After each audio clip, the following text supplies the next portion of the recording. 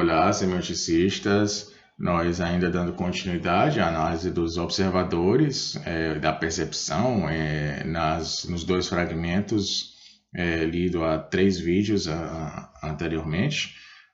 Um fragmento da obra A Besta Humana, de Zola, e o outro fragmento de um livro do Simon. E hoje nós trataremos do Trem da Justiça. Bom, a diferenciação, a distinção entre os dois textos, além das formas de escritura, implica, portanto, atitudes profundamente diferentes quanto à percepção do espaço. A análise permitiu esclarecer, de maneira contrastiva, algumas características do discurso espacial no romance de Zola, que são, de resto, consideravelmente recorrentes. Com efeito, a descrição da mesma estação, com o vai e vem de trens nas plataformas, é retomada 5 vezes no primeiro capítulo da obra A Besta Humana de Zola, e rearticula em cada ocorrência o mesmo esquema espacial.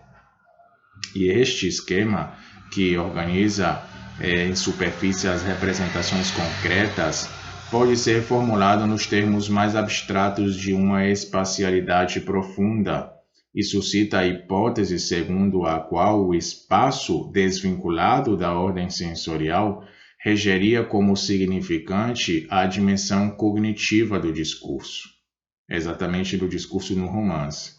E esse esquema espacial abstrato pode facilmente ser reduzido ao enunciado de 2 categorias fundamentais da sintaxe narrativa: a junção e a suspensão da junção.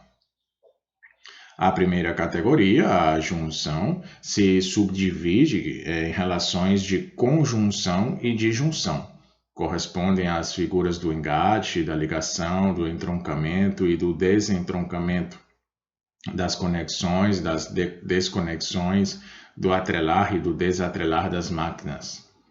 Já a segunda, a suspensão da junção, correspondem às figuras dissolventes que embaralham as categorias, esfumam o desenho, apagam as linhas e os contornos, ou seja, o vapor, a fumaça, a bruma, o mato ou a escuridão, tornam então confusas e indecisas as formas segmentadas da sintaxe inicial. A nuvem deforma os objetos e os percursos, tornando-os difusos e indiscerníveis.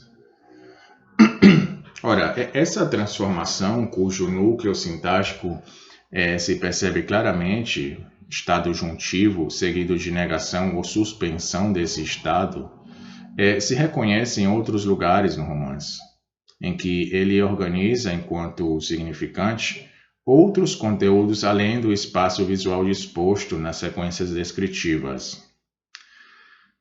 Ela comanda, por exemplo, o discurso explicativo da famosa doença hereditária que afeta Jacques Lantier. E a ruptura assenta primeiramente um jogo alternativo de disjunções e conjunções no interior de um sujeito cindido em 2 actantes. Disjunções, ou seja, ele está ausente do seu ser, terrificado de já não poder ser senhor de si. Era necessário a ele ir em frente mais longe, sempre mais longe, para fugir do outro. E depois, repentinamente, ele busca conjunção, onde diz, admirado por entrar bruscamente na posse de si mesmo.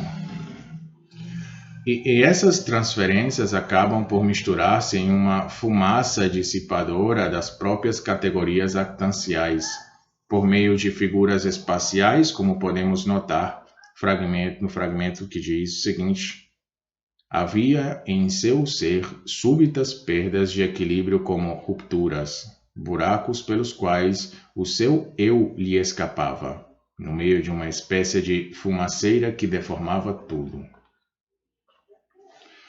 O modelo dessa transformação espacial profunda determina também, e isso é mais importante em relação à economia geral do romance, determina também o funcionamento do discurso veredictório da justiça. Ou seja, o trabalho do juiz consiste em interligar 2 crimes. Ele realiza, por meio de engrenagens complicadas, a conjunção dos percursos disjuntos e chega a uma certeza iluminadora.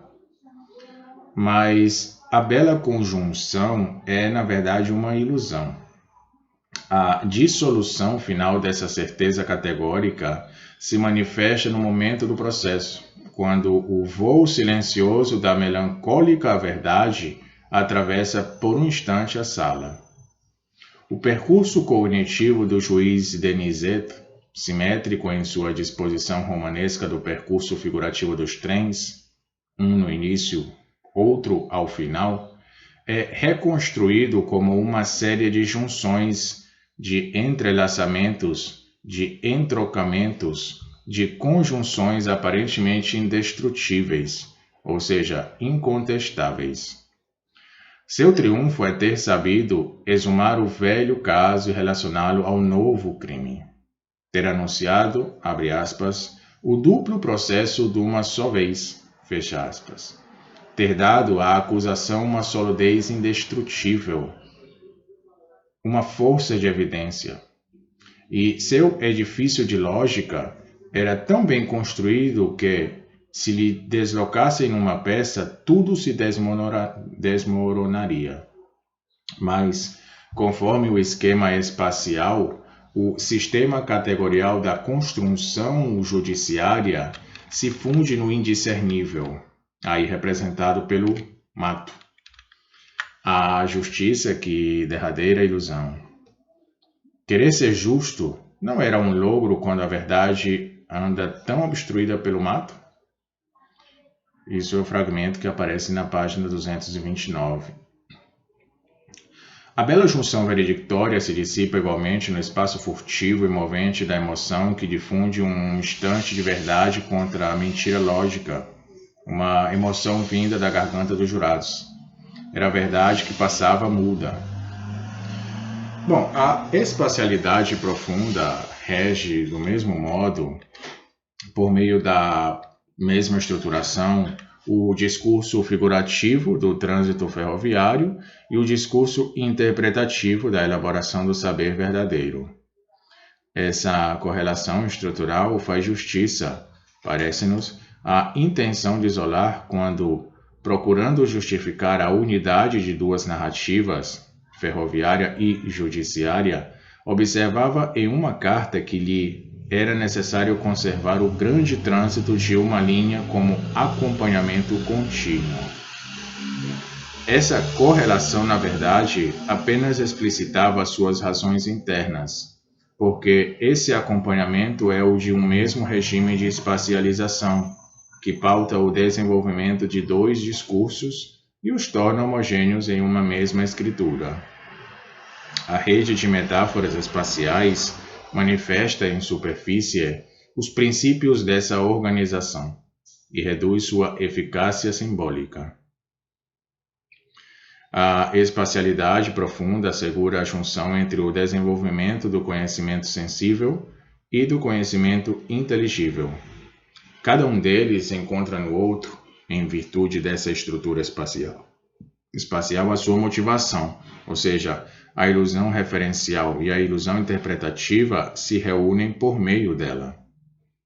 O trem e a justiça estão, nesse caso, nos mesmos trilhos. E esse imaginário da espacialidade, tão pregnante na obra A Besta Humana, ancora-se nas escolhas enunciativas e nas funções conferidas ao observador.